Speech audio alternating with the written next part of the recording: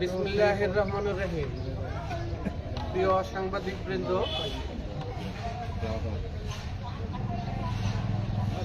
উপজেলা থেকে আগত সাংবাদিক বৃন্দ এবং টাঙ্গাইল থেকে বিভিন্ন প্রিন্ট এবং ইলেকট্রনিক্স মিডিয়ার সকল পর্যায়ের নেতৃবৃন্দ এখানে উপস্থিত আছেন।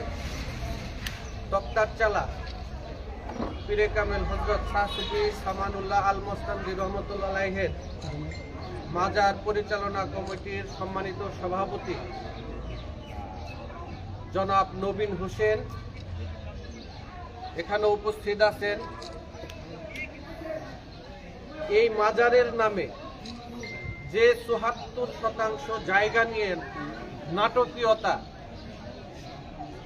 সেই জমির মালিক আমার চাচাতো ভাই জনাব জয়নাল আবেদিন এখানে উপস্থিত আছেন। আমাদের শ্রদ্ধেয় বড় ভাই জনাব শফাতুল্লাহ চেয়ারম্যানের সুযোগ্য সন্তান নাসির ভাই সহ সামান ফকিরের ভক্ত আশেকান বৃন্দ, প্রাণপ্রিয় তক্তাচালাবাসী সকলের প্রতি আমার সশ্রদ্ধ সালাম। আসসালামু আলাইকুম ওয়া রাহমাতুল্লাহি ওয়া বারাকাতুহু।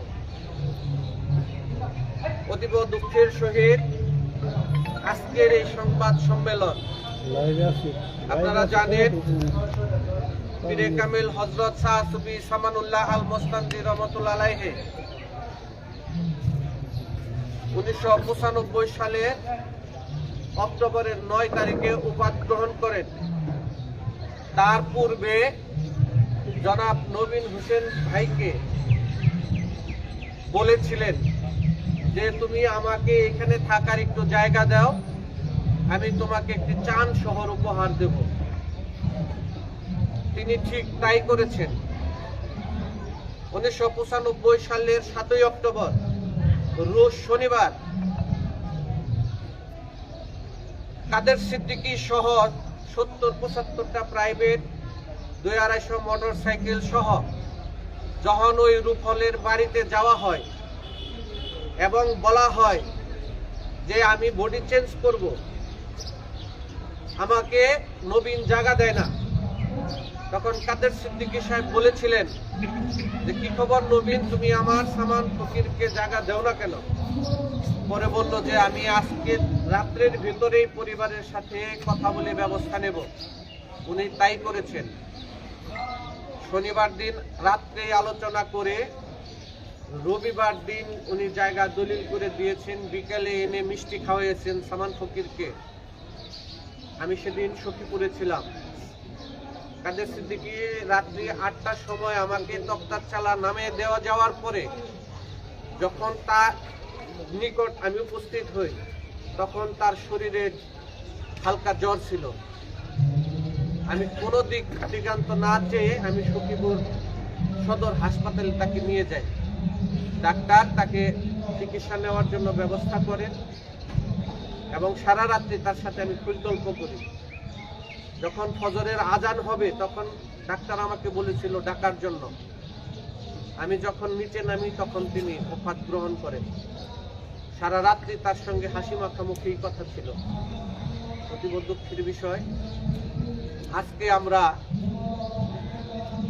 যে মানুষটিকে নিয়ে গর্ব এবং অহংকার করতাম, বঙ্গবীর কাদের সিদ্দিকী বীরত্তম, যে সামান ফকিরের সাথে ওতপ্রোতভাবে জড়িত ছিল, কিন্তু সেই মানুষটিও যে তার সাথে শেষ বেলায় এসে প্রতারণা করবে তা আমরা অনুধাবন করতে পারি নাই। 2003 সালে সামান ফকিরের নামে ৭৪% জায়গা, প্রথমত 64 পরে 10, 74% জায়গা তার নামে দলিল করার জন্য সকল কিছু সিদ্ধান্ত গৃহীত হওয়ার পরে যখন দলিল করেছেন তখন তিনি তার নিজ নামে দলিল করেছেন। অথচ আমরা সকলেই জানি যে সামান ফকিরের নামে এই 74% জায়গা দলিল হয়েছে।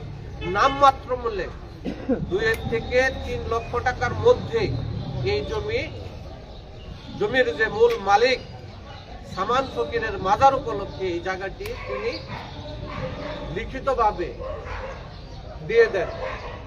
পরবর্তীতে 10-15 বছর পরে যখন আমরা জানতে পারি যে এই জায়গার মালিক কাদের সিদ্দিকীর নামে দলিল হয়েছে, তখন আমরা তাকে প্রশ্ন করেছিলাম যে আপনি আপনার নিজ নামে কেন দলিল করলেন, মাজারের নামে দলিল না করে? তখন উনি উত্তর দিয়েছিলেন যে এই জমিনে আমার পরিবারের আমার কোনো সদস্যগণ, আমার ছেলে মেয়ে কেউ আসবে না, আমি এই জমি সামান ফকিরের নামে মৃত্যুর পূর্বেই ওয়াকফ করে দিয়ে যাব। কিন্তু 29 বছর গত হওয়ার পরে গত বছর তিনি এই মাজারের অনুষ্ঠানে আসেন নাই, এবং গত ফেব্রুয়ারির 3 অথবা 4 তারিখে এই জায়গা মুজিব কলেজের সহকারী অধ্যাপক শামীম, সহকারী অধ্যাপক আনিসুর রহমান, আসাদুজ্জামান এবং এই তক্তারচালা বাজারের ছোট এক ব্যবসায়ী হাসান আলী, এই 3 জনে নাকি এই জায়গা দলিল করে নিয়েছে 22.5%। আমরা গত শনিবার অর্থাৎ কালকের আগের দিন বঙ্গবীর কাদের সিদ্দিকী যখন এই জমি এখানে পরিমাপ করার জন্য আসেন, তখন আমি তাকে বাধা প্রদান করি যে কেন আপনি এই জায়গাটা এই বয়সে এসে আপনার নামের পাশে কালিমা লাগাবেন, যে সামান ফকিরের সাথে আপনার আত্মার সম্পর্ক, যুদ্ধকালীন সময় থেকে আজ পর্যন্ত আপনি ছাড়া সামান ফকির কিছু বোঝে নাই, সামান ফকির ছাড়া আপনি কিছু বোঝেন নাই, তাহলে আজকে আপনার সেখানে কি হলো? তখন উনি আমাকে কোনো সদুত্তর না দিয়ে জমিটা এখানে 54% জায়গা পরিমাপ করে তিনি এখান থেকে চলে যান, কোনো উত্তর না দিয়ে। তখন আমি দিশেহারা হয়ে মাজার কমিটির যারা পরিচালনা পরিষদে আছেন তাদের সাথে পরামর্শ করে আমি সিদ্ধান্তে গৃহীত হই, এবং জমির যে মালিক, খুদ মালিক জয়নাল ভাই, তার সাথে আমি পরামর্শ করি। তিনি বলেন যে আমি তো জায়গা মাজারের নামে দিচ্ছি, আমি তো বঙ্গবীরকে জায়গা দিই নাই, আর বঙ্গবীরকে 74% জায়গা দিলে আমি এই নামমাত্র মূল্যে দেবো কেন? যেখানে লক্ষ লক্ষ কোটি কোটি টাকার সম্পদ, সেখানে আমি 2 থেকে 3 লাখ টাকার মধ্যে তাকে আমি দেবো কেন? এখানে দলিল হওয়ার কথা ছিল সখীপুর সাব রেজিস্ট্রি অফিসে, কিন্তু অতীব দুঃখের বিষয় কাদের সিদ্দিকী হাকিম কমিশন করে টাঙ্গাইলে তার সোনার বাংলা 3 তলাতে তিনি রেজিস্ট্রি মানে দলিল লেখে শুধু জয়নাল ভাইকে দিয়ে স্বাক্ষর নিয়েছেন, এবং তাকে সেটা সে অতটা শিক্ষিতও না, কিন্তু টুকটাক পড়াশোনা জানলেও সে সরল বিশ্বাসে দলিলে সই করে দিয়েছে, এবং দেওয়ার পরে আমরা জানি মাজারের নামেই দলিল হয়েছে, কিন্তু ইদানিং কালে আমরা জানি যে এই জমিটা বঙ্গবীরের নামে দলিল হয়েছে। যার কারণে আমি উপায়ন্ত না পেয়ে আমি আপনাদের ইলেকট্রনিক্স মিডিয়া, প্রিন্ট মিডিয়া, সাংবাদিকবৃন্দ সকলের কাছে আমি দ্বারস্থ হই, এবং আমার কথায় কর্ণপাত করার না কারণে আমি আপনাদের মাধ্যমে বঙ্গবীরকে অবহিত করতে চাই যে তক্তারচালা এই সামান ফকিরের মাজারের জমি আপনি বিক্রি করতে পারবেন না। অতি বিলম্বে আপনার সম্মান থাকা অবস্থায় আপনাকে বিনয়ের সাথে অনুরোধ করব, আমি পিতার অবর্তমানে আপনাকে পিতা হিসেবে অবহিত করতাম, আমি সেই হিসেবে আমি আপনাকে জানতাম, আমি সন্তান হিসেবে শেষ বেলায় আপনার কাছে অনুরোধ করব, আপনি যদি সামান ফকিরের নামে মাজারের নামে এই জায়গা ওয়াকফ করে না দেন, তাহলে শুধু আমি কেন সারা সখীপুরের মানুষ দুর্বার আন্দোলন গড়ে তুলবে। কারণ আপনার বিরুদ্ধে ইতিপূর্বেই অনেক অভিযোগ আছে, আপনি যে বাড়িতে থাকেন সেটাও মুক্তার ভারের নামে, সেটাও জবরদখল করে আপনি নিজ নামে সোনার বাংলা হিসেবে প্রতিষ্ঠিত করেছেন। আপনার গাওগাছালার বাড়ি ওই হিন্দু ভদ্রলোকদের কাছ থেকে জবরদখল করে সেখানে আপনি একটা বিশাল বড় বাড়ি করে রেখেছেন। আপনি সখীপুরের যে বাড়ি জনাব মানে চেয়ে লেখে নিয়ে সেখানে আপনি বসবাস করতেছেন। আপনি সখীপুরে সিএনজি স্ট্যান্ডে আপনি একটা জায়গা, একটি ঘর, শাহ আলমের ঘর ভেঙে আপনি রাতের আধারে আপনার লোকজনদের নিয়ে ভেঙে আপনি সখীপুর ছাড়া হয়েছিলেন। আজকে যদি আপনার শেষ বয়সে এসে অপমানিত হতে হয়, ঘৃণিত হতে হয়, লাঞ্ছিত হতে হয়, কারণ আমি আপনি মরণশীল, আপনার আমার মৃত্যু হবে, কিন্তু এই সামান ফকিরের মাজার পৃথিবী যতদিন আছে ততদিন বেঁচে থাকবে। আমি আপনাকে সেদিন বলেছি যে মৃত্যুর পরেও যেন আপনার গলায় নান্নতের কলসি না আসে, আপনি সামান ফকিরের জায়গাটা সসম্মানে আপনি ফিরিয়ে দেন। আপনি লোভী জানতাম, কিন্তু আপনি এতটা লোভী এটা আমার জানা ছিল না। আপনি আমাকে প্রস্তাব করেন এখানে 10-20 জন পাগল যেন থাকতে পারে সেরকম একটি ঘর আমি মুসাফিরখানা করে দিয়ে যাব। আপনার কাছে আমরা মুসাফিরখানা চাই না, আমরা সামান ফকিরের নামের জায়গা সামান ফকিরের নামে ফেরত চাই। এই আন্দোলন যতদিন চলবে, যতদিন পর্যন্ত আপনি এই জমির সমাধান না করবেন। আমি সকলকে ধন্যবাদ জানিয়ে আমাকে সময় দেওয়ার জন্য, আমাকে আপনারা পাশে থেকে সহযোগিতা করার জন্য আপনাদের প্রতি কৃতজ্ঞতা জানিয়ে এখানে নবীন ভাই কথা বলবে এবং জমির যে মূল মালিক তিনিও কথা বলবেন, তাদেরকে সুযোগ করে দিয়ে আমার কথা শেষ করছি। সকলকে ধন্যবাদ। আসসালামু আলাইকুম ওয়া রাহমাতুল্লাহি ওয়া বারাকাতুহু। একটা প্রশ্ন আমরা করি আপনাকে। নবীন ভাইরে কথা বলছেন সভাপতি। ঠিক আছে, ঠিক আছে, কথা তো হয়েছে, মূল কথা তো হয়েছে, এই কথা তো হয়েছে। উনি একটু বলুন, উনি একটু বলুন। হ্যাঁ,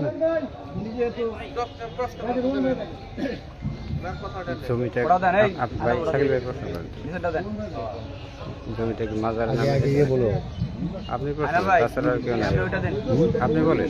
ওনার মতো করে বলো, প্রশ্ন ওনার করবো না।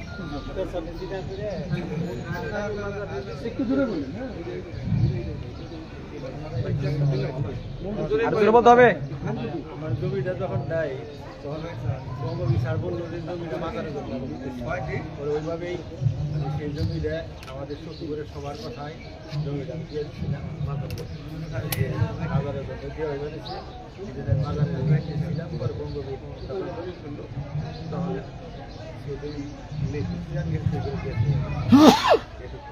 আপনার নাম পরিচয়টা বলেন। আমি মোহাম্মদ জয়নাল আবেদিন, বাড়ি হচ্ছে আমার দাদা বাড়ি। এই জমিটাকে আপনি দিয়েছিলেন? কত শতাংশ দিয়েছিলেন? আপনি কার নামে দিয়েছেন জমি? জমিটা তো ধরুন মাজারের কথা বলে দিয়েছিল, পরে বঙ্গবীর সপ্তাহ নামে বলে দিয়েছিল। আপনি প্রতিবাদ করেন নাই যখন জানে নাই, করে নাই। মানে যখন দলিলটা হয় তখন আপনি কার নামে দলিল করতেছেন এরকম বুঝেন নাই? দলিল লেখছিল, পরে খালি আমার একটা লোক আসলো গাছ দিয়ে, তাহলে আলিমুদ্দিন হোসেন, তার মনে করে তো ফাঁকি রাখছিল অন্যরূপে। পরে সে দলিল লেখার পরে পরে করে সই করে দিয়ে দাও, পরে আমি সই করে রেখে আসি দিয়া ওই আমার মুন্সিবের কাছে দিচ্ছিল। 3 থেকে 4 লাখ টাকার মধ্যে দিচ্ছিল। কত সাল? 2003। আপনাকে কি বলছিল যে মাজারের নামে জায়গাটা দিতেছি? যখন জায়গা নাই তখন মাজারের কথা কি বইলাই নিছিল, মাজারের কথা এই জন্য আপনি কম মূল্যে দিচ্ছেন। এলাকার সামান আমার চাচা সাল। আর যদি কাদের সিদ্দিকী নিজের নামে নিত তাহলে কয় টাকা বিক্রি করতেন? তখন বিক্রি করতাম না। এরকম ঘটনা হয়েছে আপনি কতদিন আগে জানতে পারছেন? কত বছর আগে জানতে পারছেন? কতদিন হলে বিষয়টা জানছেন আপনি যে মাজারের নামে না নিয়ে তার নিজের নামে নিচ্ছে? আমি তো জানছি 5-7 বছর কতদিন কেন আপনি জানতে পারছেন যে আপনার জমি আপনি মাজারকে দিচ্ছেন সেটা সিদ্দিকীর নামে রয়েছে? এই বিষয়ে ওনার সাথে কথা বলছিলেন যে মাজারের নামে না নিয়ে আপনার নামে নিলেন কেন? ৭০% কি একবারে দলিল করে দিচ্ছেন? একটা হলো 64 একটা 10। 64 হলো 3 আর 4 হলো আসলে 10। মানে কি দাগ নম্বর? 2003 হলো 64 আর 2004 হলো 10।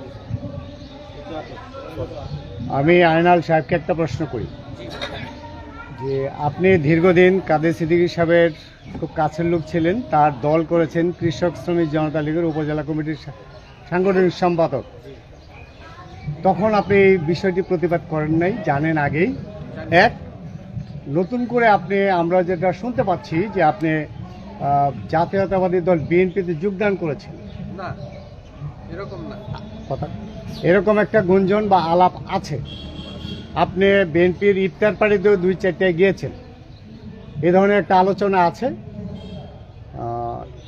বিএনপিতে যোগ দিবেন তারপরে আপনি এই সংবাদ সম্মেলন করছেন কিনা, আগে কেন করেন নাই? আমি গত শনিবারে বঙ্গবীর এখানে আসছিল, আমরা দীর্ঘদিন যাবৎ তাকে বলতেছি যে মাজারের নামে জায়গাটা ওয়াকফ করে দেওয়ার জন্য, ফিরিয়ে দেওয়ার জন্য। তখন যখন উনি কালক্ষেপণ করতেছে, তখন আমি রাত্রে 11টার দিকে জানতে পারি যে বঙ্গবীর এখানে আসবে জমি পরিমাপ করতে। তখন আমি এখানে আসি এবং গত পরশুদিন, সেটা শনিবার, আজকে হইল মঙ্গলবার, না সরি রবিবার, গত রবিবারে সে আসছে, কালকে সোমবার গেছে, আজকে মঙ্গলবার। আমি তাকে স্পষ্ট ভাষায় বলছি যে সামান ফকিরের সাথে যে আপনার সম্পর্ক, এই সম্পর্কের মূল্য দিতে হলেও আপনি এই জমিটা ফেরত দেন, নাইলে মৃত্যুর পরে আপনার গলায় লান্নতের কলসি থাকবে। কারণ হইল যে আমি আপনি সকলেই মারা যাবে, কিন্তু সামান ফকিরের এই মাজার যুগ যুগান্তর থাকবে। যখন এখানে মানুষ আসবে তখন বলবে যে কাদের সিদ্দিক নামক একজন ব্যক্তি সামান ফকিরের মাজারের জায়গা বিক্রি করে চলে গেছে তার নিজের সাথে। তখন আমাকে সে কোনো উত্তর দেয় না, সে আমাকে প্রশ্ন করে তোমার বয়স কত? তখন সে আমাকে প্রশ্ন করে তোমার বয়স কত? আমি তখন বলছি যে 69-এর 15ই মে আমার জন্য। তখন উনি আমার পিঠ চাপড়ে চলে যান, আর কোনো কথা না বলে। তখন এখানে শামীম প্রফেসর, আসাদ কাজী এবং হাসান, যখন ওরা এখানে চিন্তা করে, তখন আমি তাদেরকে বলছি তোমরা যদি কোনো কারণে এখানে ইট বালি নামাও, তাহলে আমি তোমাদের এখানে কাজ করতে দেব না। এখানে নিষ্পত্তি না হওয়া পর্যন্ত তোমরা এখানে কোনো মালামাল ফেলবে না। আচ্ছা আইনাল সাহেব, আপনার কাছে একটা প্রশ্ন, হ্যাঁ, সেটা হচ্ছে যে আপনি কি কৃষক শ্রমিক জনতা লীগে এখনো আছেন? না, আমি পদত্যাগপত্র লিখে রাখছি। আমি সময়ের অভাবে আমি ঢাকায় আমার ব্যবসায়িক কাজে, আমি রোজার মাসে, মোটামুটি রোজার মাসে 2-3 দিন বাদে আমি ম্যাক্সিমাম দিনই ঢাকায়, আমি ব্যবসায়িক একটা কাজে ঢাকায় দৌড়াচ্ছি, যার কারণে দেওয়া হয় নাই। আর অফিস আদালতে তারা বসে না আগের মতো, কারণ আমি থাকা অবস্থায় দলের যে অবস্থা ছিল। মানে মানসিকভাবে আপনি প্রস্তুতি নিয়েছেন যে দল ত্যাগ করবেন? হ্যাঁ, আমি পদত্যাগ করব। এবং বিএনপিতে আপনি যোগ দিবেন কিনা সেইটা আসলে এখন বলা মুশকিল। কারণ হলো যে সমাজ এবং দেশ, মাতৃকে ভালোবেসে রাজনীতি করি। যদি দেশের প্রয়োজনে রাজনীতি করতে হয়, সেটা কখন কোন দলে অংশগ্রহণ করব, এটা এই মুহূর্তে বলা মুশকিল।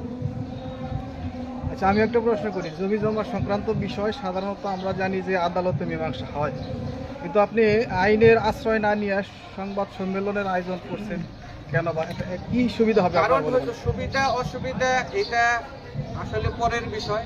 আমি মনে করছি এলাকার যারা আছে এবং এই মাজারের সাথে সম্পৃক্ত যারা আছে, তারা তো সকলেই জানে মাজারের নামে জমি। তাদেরও এখনো বিশ্বাস যে কাদের সিদ্দিকী সাংবাদিক ভাইদের মাধ্যমে যদি তাকে জানানো হয়, তাহলে অবশ্যই তার সম্মানের স্বার্থে হলেও তিনি সামান ফকিরের সম্মানার্থে জায়গাটা সামান ফকিরকে ওয়াকফ করে দিবেন, এবং কারো কোনো ব্যক্তি নামে না, শুধু মাজারের নামে তিনি ওয়াকফ করে দিলেও হবে। আর এইখানে যে বাকি যে নবীন ভাইদের আরো 72% জায়গা আছে, সেটারও দলিল হয় নাই। এই নবীন ভাই এখানে উপস্থিত আছে, সে কথাগুলি নবীন ভাইয়ের মুখে আপনারা শুনবেন। উনি যদি আপনার এই আহ্বানে সাড়া না দেন, তাহলে পরবর্তী কর্মসূচি কি? পরবর্তী কর্মসূচি প্রয়োজনে সখীপুরের সকল মানুষ নিয়ে তাকে প্রতিহত করবে। কারণ এই পৃথিবীতে অনেক রেওয়াজ আছে, দলিল আছে, জায়গায় কেউ দখল নিতে পারে না। আর 2-4-5 বছর পরে এখানে পাগলেরা পাড়াইয়া গাইরা লাগবে, কাদের স্থিতিকে গায়ে অন্য কেউ এসে এই জায়গা দখল করতে পারবে। আপনি বলছেন যে এটা প্রতারণা, এই বিষয়ে কি আপনি কোনো আইনানুগ ব্যবস্থা নিয়েছেন?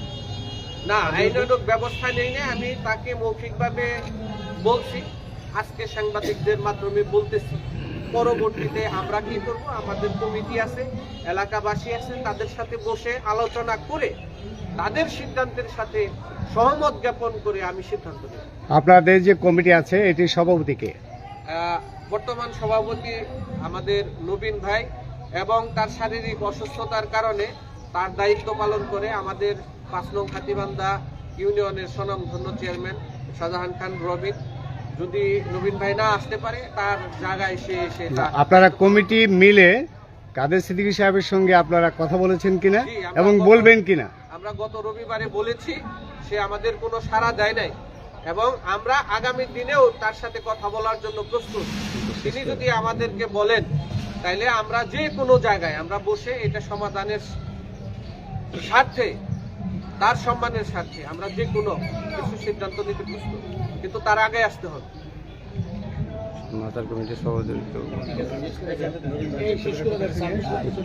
সর্বশেষ আমার একটা সর্বশেষ প্রশ্ন আইনুল সাহেব, সেটা হচ্ছে যে